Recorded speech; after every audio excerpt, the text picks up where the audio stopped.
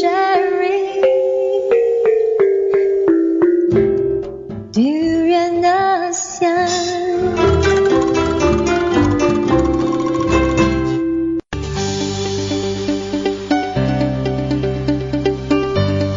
ASEAN Dailies. First and foremost news from Southeast Asia.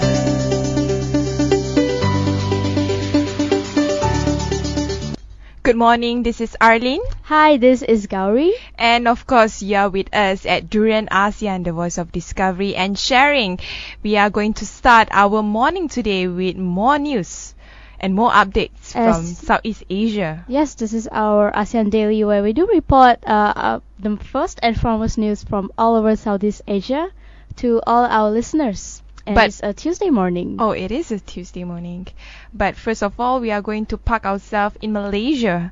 So something really, really terrible happened yesterday. Depends on who's who's looking at it. Well, I would say in the perspective of human rights and freedom of expression, it is again, Malaysia is not in the right place at the right time when it comes to the discourse on human rights. So yesterday, a lawyer, which was a guest of ours. Yes, he's from Lawyers for Liberty, and he is one person who is very vocal about his opinions. Especially his Twitter account. Yeah, especially on his Twitter. It's not just about the government, it's whoever he's not happy about. He's a very forward person that just expresses his opinion, and he expects people to argue with facts, with substantial justifications, but it did not happen this time around. Of course, we are talking about Eric Paulson. He's the executive director of, like you mentioned just now, Lawyers for Liberty. So he's being sent. He's not being put to jail, but he's being under investigation, right? Yeah, he was actually arrested by 20 police yesterday, as though he was... He must be a dog or something. for the government to actually prepare 20 police. Yeah, they made it seem like he's FBI's most wanted or something. He's just a guy who tweeted something. You can send like 1 or 2 person, or you didn't even have to send anybody, because he actually agreed to go in to give a statement. But they had to make the whole thing so dramatic, like, oh, we had 20 cops arresting this guy as if he's some world-class terrorist. And that's just amazingly weird. I mean, even a few days ago, the French government actually deployed thousands of police to protect Jewish school. They scared that the terrorists, quote unquote, might attack the Jewish community there. But I feel that governments can be a bit paranoid sometimes. That's my point of view. I mean, of course, you need to protect freedom of speech. You need to ensure that people are living in peace and stability. But sometimes government can overreact on matters that is sensitive to that particular nation. In this case, in Malaysia, would be religion. And you know what's the most ironic thing about this? What is it? Somebody calls you extreme, so you arrest that person to show him that you're not extreme. That's kind of the summary of our story today, because it's like fighting war with war. Just because somebody incited something doesn't mean you use threats or violence to go about it. You know, like I said earlier, you could have just argue with him intellectually and provide facts to why the sermons are not actually extreme. Like, okay, Eric, look, here's how it is. Instead of just, okay, go 20 cops, arrest him. And that doesn't solve the issue, the real issue that's behind this. Well, the thing is, if you go to the website of JAKIM, where they actually put it online, all the speeches for their Friday sermons, the title itself sounds pretty okay, I would say. I mean, I just give example. For example, the title Menjana Masyarakat Prihatin, which means to cultivate a more compassionate society. I mean, this is something... the title itself does not really reflect the extremism of what Eric Paulson was mentioning, but I guess it is... Perhaps it is the content or the way the imam give the speech. But I think this is for me, it's whether it's justified or not justified is another story. First of all, why is it so important to arrest someone who just expressed his opinion on Twitter instead of just talking to him about it? And we already have a not a very impressive record on human rights, and every year we get criticized for that. And just last week, I think when the shootings happened, our Prime Minister actually tweeted also saying that we are a moderate country and we solve problem with moderation, and that does not reflect in what happened last night.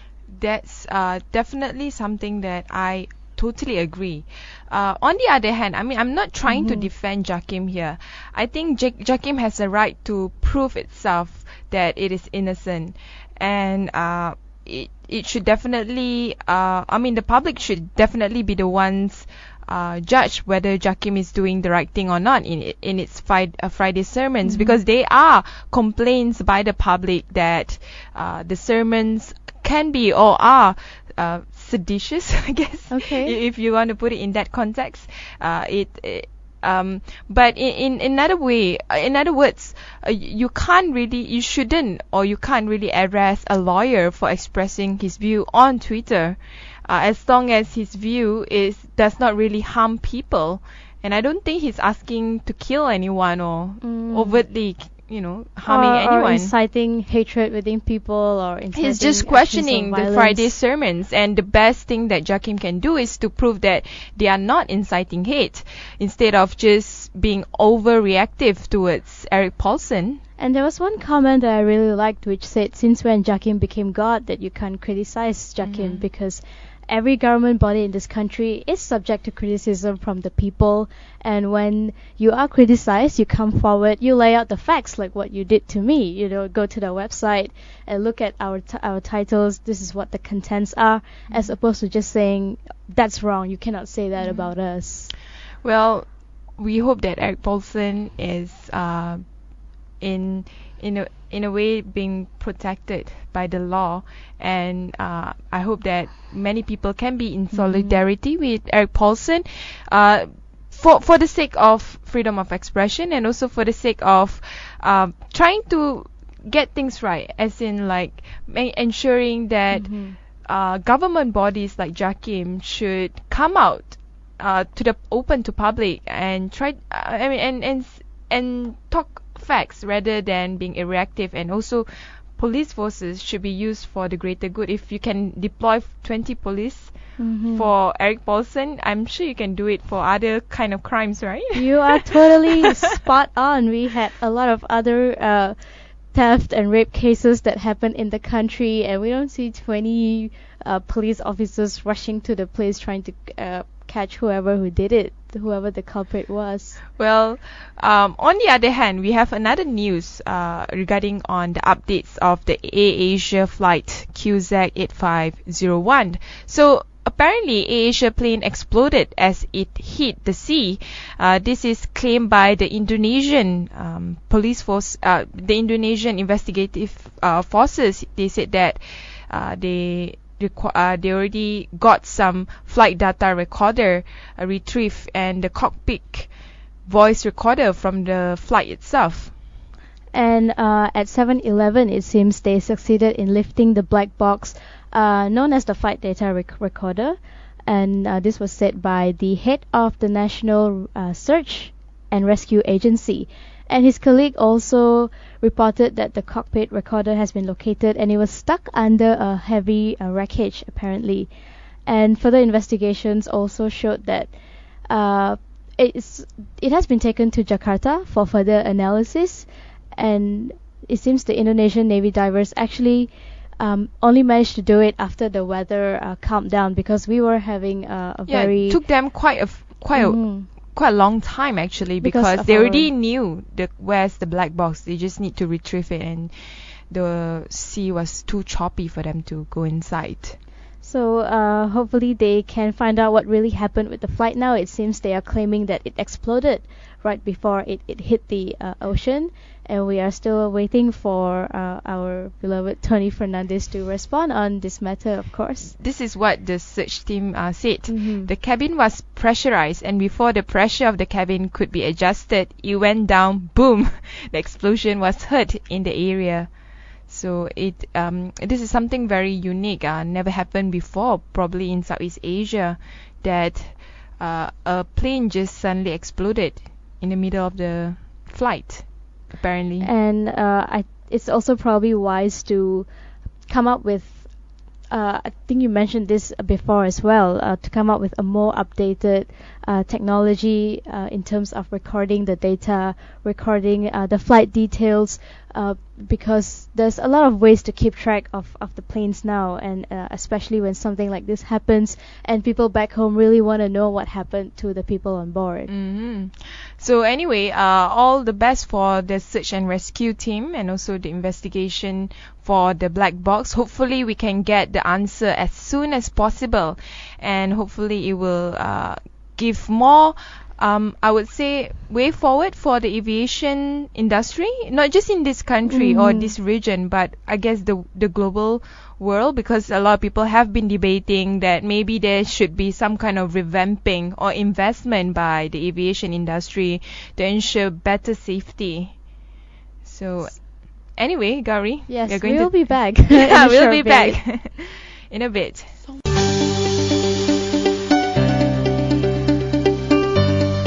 ASEAN Dailies. First and foremost news from Southeast Asia.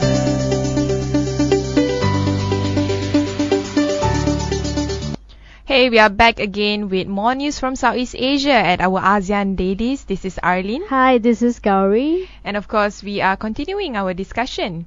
So, Gowri, earlier on I mentioned about France sending around 10,000 troops or their military forces across the country to protect hundreds of Jewish sites. Do you think it's justified? Well, when it comes to help, it's always justified, because at the end of the day, if you look at it from a humanistic point of view, we all have to look out for each other, and I think France is definitely doing the right thing here to protect their You're right fellow. on that, but my question is it a misplaced priority? Because first of all, was the kosher grocery store was it an intentional act against the Jewish population, or was it just happened to be in a kosher grocery store when the hostage taking situation happened a few days ago? But it seems that they are glad the soldiers are there to protect them, and also it's probably not the highest priority for them right now, because they do have other issues, of course, that's happening in the country that needs attention. But at the same time, for them to actually pay attention to something that yes, it was a killing, there were 4 people dead, probably not a major tragedy as what happened with Charlie Hebdo. Yeah, But or the other violent extremist act of violence around the world, like Boko Haram and ISIS. But it's still important for them to protect whoever it is that's across the country, whether it's a small killing or a big killing. So I think France is doing the right thing here. Well, my biggest problem with France is, or maybe I guess Europe as a whole, they still haven't really addressed the issue of multiculturalism and race relation compared to their counterpart in like the US. It's actually, the US is a good example how you actually foster multiculturalism. I mean, it's a process for the US. Of course, they still have racism and racial problems, but at least they are able to move forward whenever there's a tragedy, especially concerning minority groups. In this case, the minority groups are Muslims and I guess and also the Jews.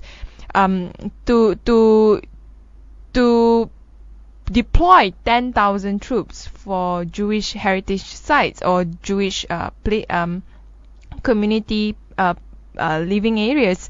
I think it's a very misplaced priority. I think what they could have done is to foster more dialogue and engagement between the minority groups, especially concerning the minority Muslim in France. As you know, Algerian Muslims are one of the poorest socioeconomically, and they could have done something to engage with the minority groups, and they are definitely being oppressed as well by the larger population. If you look at the number of personal attacks against the Muslim population in France, you would see that they are victims themselves because of the act of a few extremist Muslim.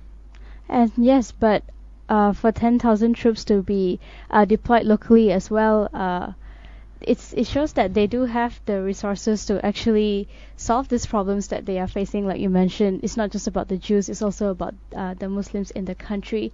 And perhaps they should be more proactive about it and not wait until there's a killing or when something happens and then they step in and try to protect these people in the minority groups. Talking about killing, we are moving back to Southeast Asia. So there's a story about this Rohingya woman suffocated in migrant truck in Thailand.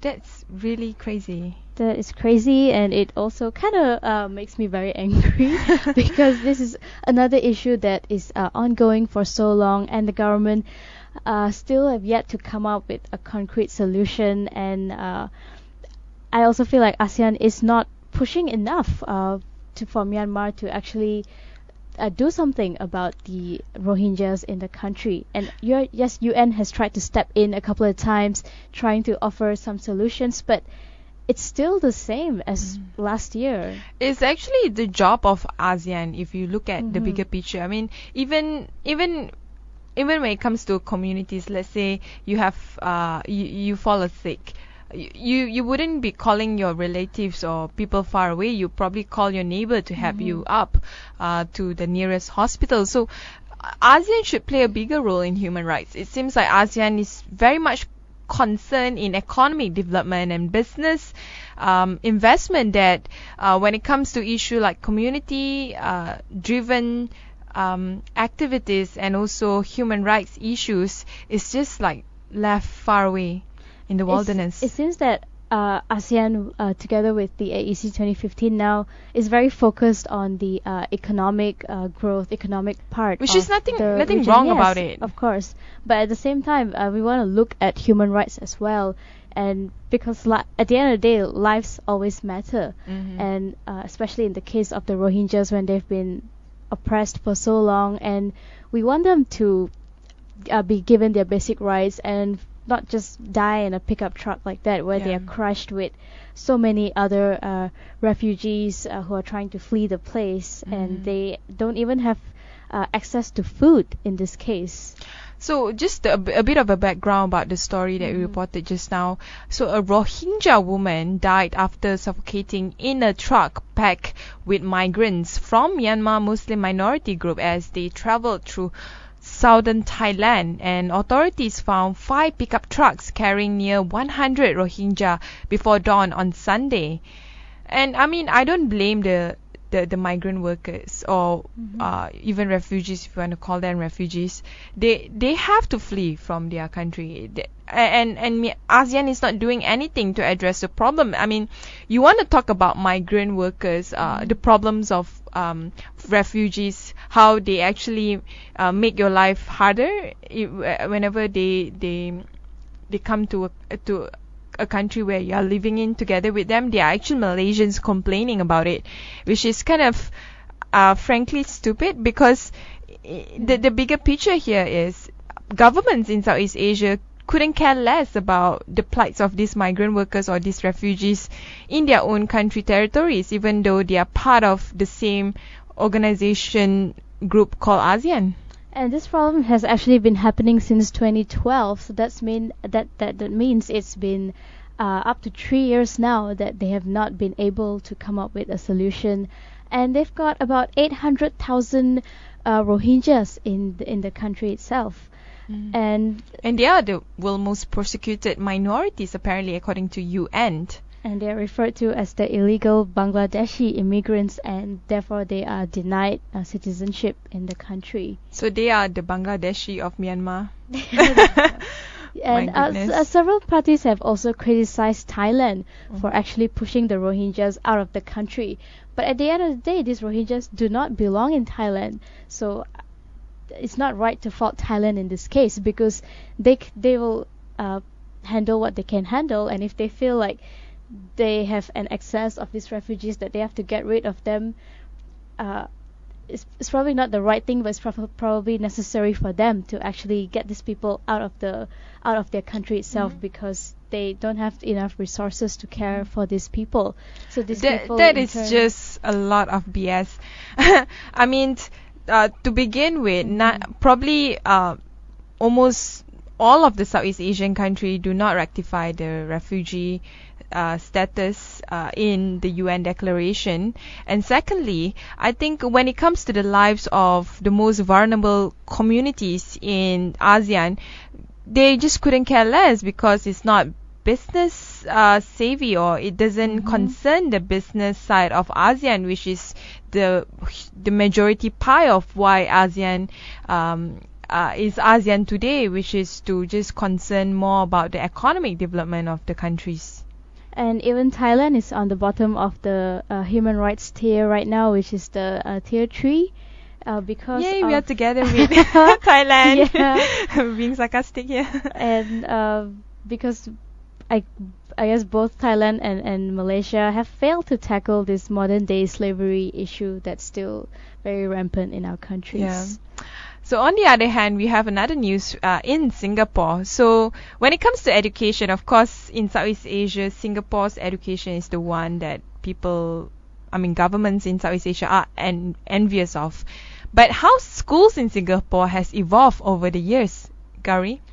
It seems that apart from serving as a place for learning, extracurricular activities, and of course making friends, they are actually said to have redefined what a classroom should be, and they of course are going against all these traditional stereotypes of a typical classroom, and they try to encourage children to be more reflective, to question more, and to see connections in what they're learning, because oftentimes that's the biggest problem that the kids face. Even we face it back in school when we learn something and we're like, hey, how am I going to use this like later in life? How is this relevant to my life? How can I make use of things like this? And this is something of something interesting, because I mean, a lot of young people, young Singaporeans, they actually criticize their own education system. They say it's too exam oriented, it's too textbook oriented.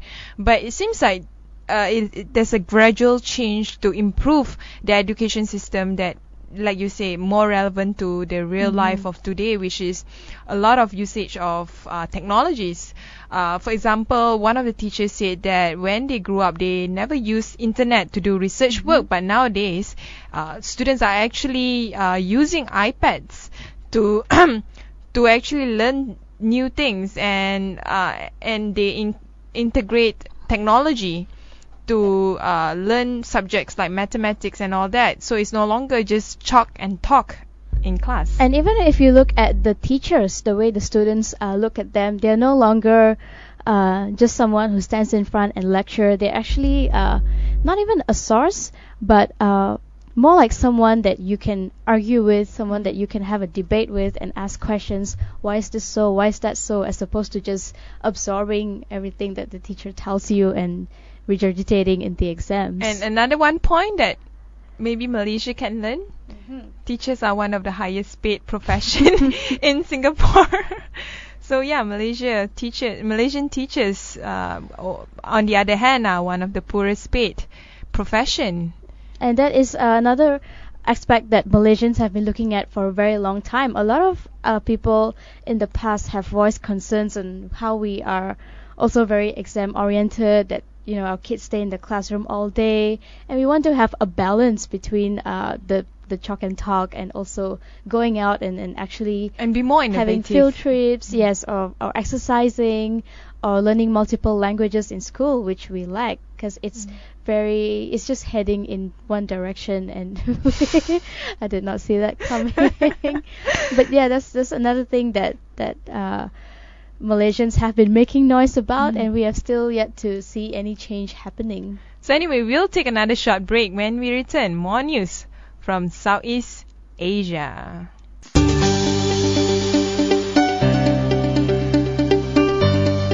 ASEAN Dailies. First and foremost news from Southeast Asia.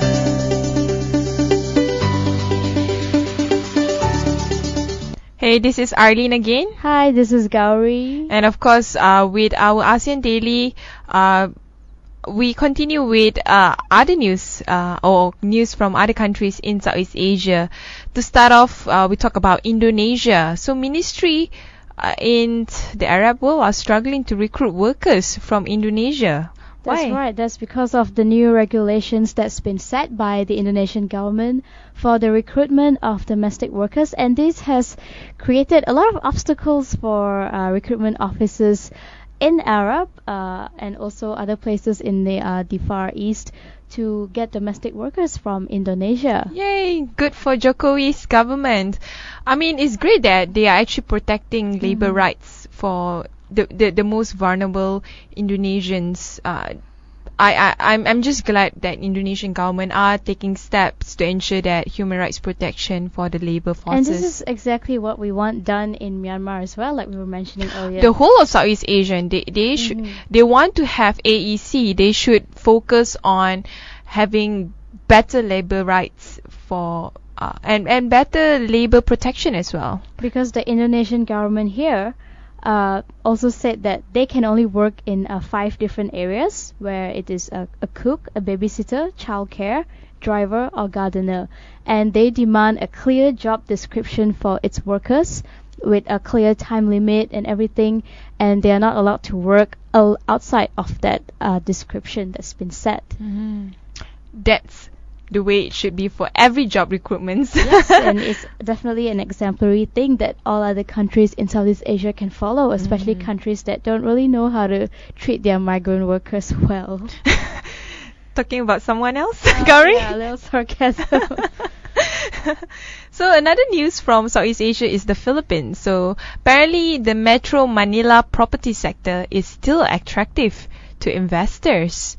The Philippine Metro Manila property market remains attractive to the global institutional investors this year, even as overall interest in the Asia's Pacific emerging market has somewhat waned ahead of the expected rise in US interest rate. So this Metro Manila's ranking in the latest survey actually slipped from 4th place last year in terms of investment, but they are still better than other major Southeast Asian cities, even such as Singapore, Kuala Lumpur, Ho Chi Minh, and Bangkok. And in terms of their development prospects, its ranking was unchanged from last year.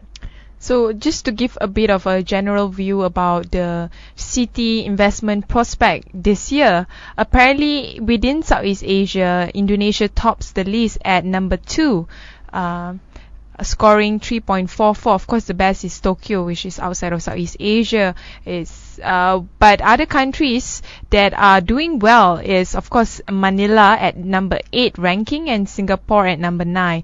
Kuala Lumpur is a bit not doing well this year. They are forecasted at doing a bit. They are forecasted having a slower investment prospect.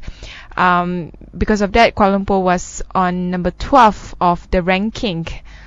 So anyway, it seems like Manila is definitely catching up. I'm proud of our neighbors. Yes, and it seems that they are also no longer called the sick man of Asia. Apparently, that's what they referred to by other countries. But now they have shown that they are just as strong, and they can actually compete with all the other countries in the region.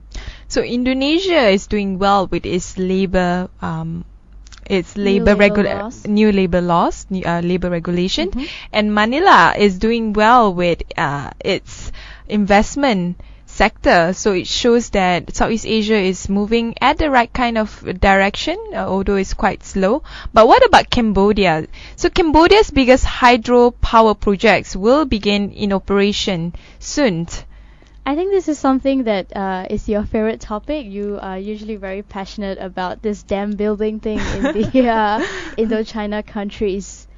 So apparently the Cambodia's biggest hydropower dam will begin operation this week as Prime Minister Hun Sen inaugurated the Chinese-built project to help supply electricity for under-deserved villages and factories. Oh, that's not bad, yeah. And he was also joined by the Chinese ambassador at this official opening, which took almost 5 years to build at a cost of $500 million. It's a lot of money. That's a lot of money, and this project in southwestern Kokong province was What did you say? also developed by China's state-controlled the Huadin Corp, which will operate the dam until turning it over to the Cambodian government in 35 years. So it will still be under China, under this different company for the next 35 years, just to monitor it and to teach the local people how to run this thing. Which is situated at the Kokong province. That's right. So now about 60% of Cambodia's villages will have access to electricity, which is a very positive thing. I'm so glad. I mean, we have some Sabahan and Sarakian still do not have access to electricity, and we have Cambodian villages having access to electricity. How good progress is in our neighboring countries. So anyway, talking about why China is investing a lot in Cambodia's hydropower dams is because China is the biggest foreign investors for Cambodia. Cambodia has always been a strong ally to China. That's how divided when it comes to the foreign policy of Southeast Asians. So they put aside China put aside 1.6 billion into the building not just one but 6 Cambodian hydropower projects with a combined capacity of 928 megawatts.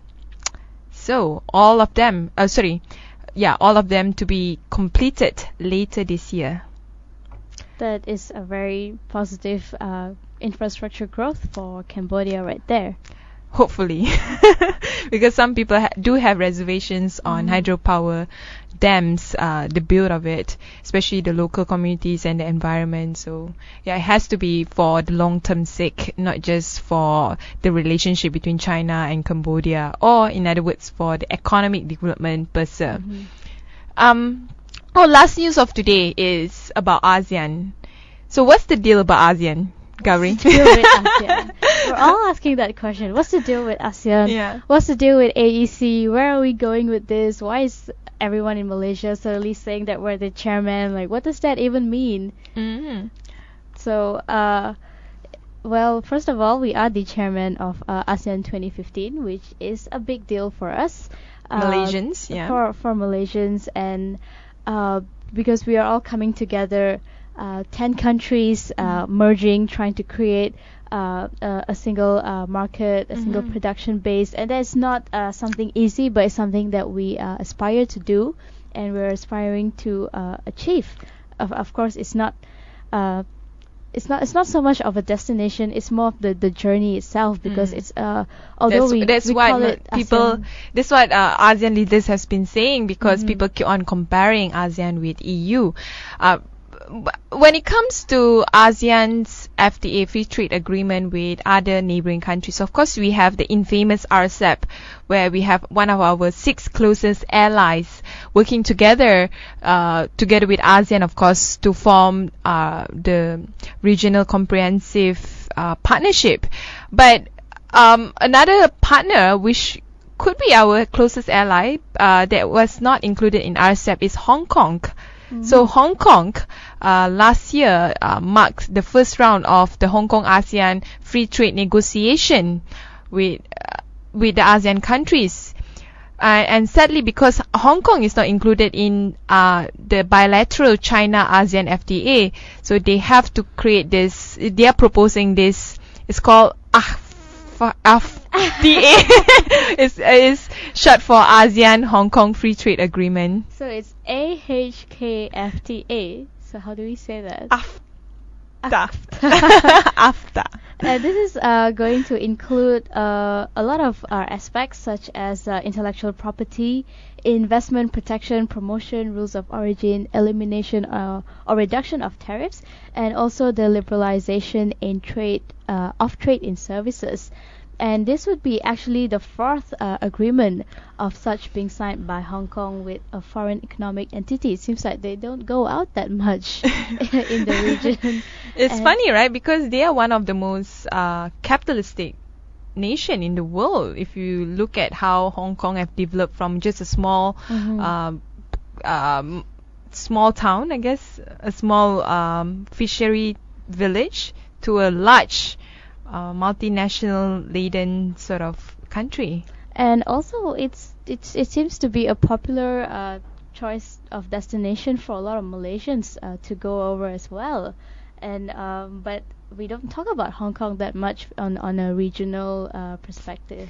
Yeah, that's the sad part, because Hong Kong is one of the places where people in Southeast Asia are actually quite at home at. But you say, we don't really talk much about it. And some people are also concerned about Hong Kong's status as a regional hub across various sectors could actually be in jeopardy if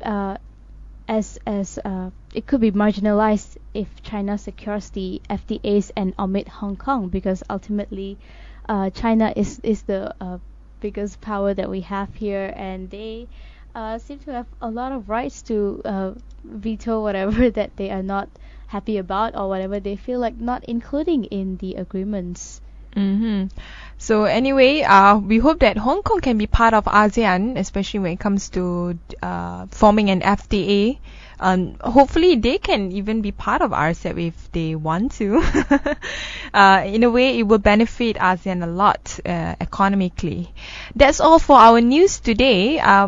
Don't forget to listen to us live via the website www.duranasian.com, and also we also have a Facebook page. Give us a like, leave your comments, feedback, suggestions. You can also follow us on Twitter, Instagram, and subscribe to our YouTube channel. And apart from that, we also of course have the TuneIn app. If you don't have your computer with you, just download the TuneIn app, look for Durian ASEAN, and they can listen to us.